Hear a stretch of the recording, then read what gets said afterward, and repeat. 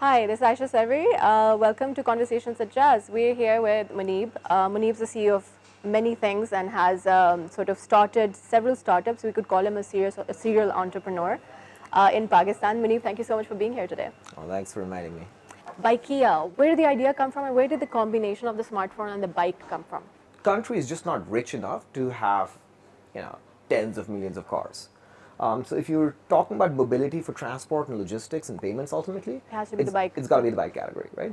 And then smartphone proliferation allowed us to sort of see that if you're talking about the middle class or the low middle class, the one or two assets that they'll really have is the motorbike and the smartphone. And so how do you leverage them for income generation? That was the premise, right? How did that come about? Because I do know you have a partnership with Jazz for the Jazz Cash, and was that a sort of next step that you kind of get people used to a fintech model that exists and then create one yourself? Yeah, so I think the tragedy is that the state in Pakistan has been unable to recognize why M-Pesa succeeded in Kenya. Kenya and a lot of these African countries have leapfrogged. So they went from being very immature to being like really financially inclusive, especially the women.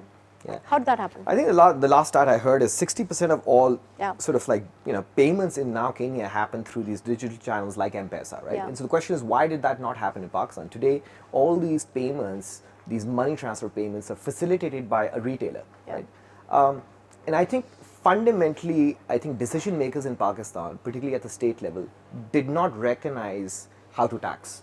Why are students in Pakistan, for example, so inhibited to do what you did? Everybody talks about the ecosystem and the taxation challenges and all of that. You went ahead and did all of these. I think the hybrid between the creative and the technical is missing. And I think you have to do that with this mindset, okay, who are you addressing? Like, we keep talking about 220 odd million people in the country, and yet everyone is building products in English. Right? It just like it baffles me. Like, who are we fooling here? Who are we trying to build this for?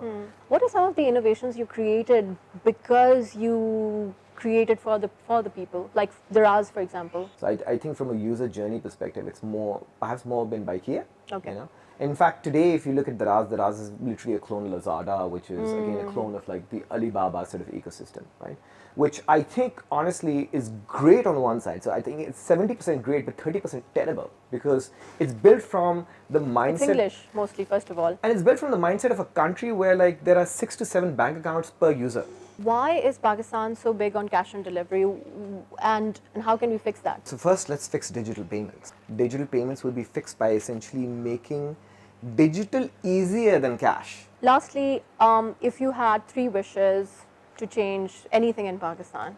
I think one, I would not try to spend hundreds of millions of dollars or $1 billion on an airport, but just try to fix the first 15 minutes of getting into this country and the 15 minutes of getting out of this country. 2, I would tell the Prime Minister of the country to stop worrying about tax and literally just change the way they tax. Instead of taxing at onset, tax for telcos particularly, tax at consumption. And third, which is something that most people don't recognize, is that Pakistanis cannot search and type in their own language if more than half your population is under the age of like 20, right?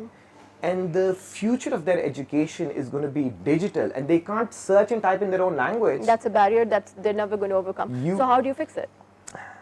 Does Urdu script? You start mandating Urdu keyboards when people are very young. When it's all said and done, what do you want to be remembered by? It doesn't matter whether you have a nice car or a nicer car. It doesn't matter, to be candid with you. I think ultimately what matters is,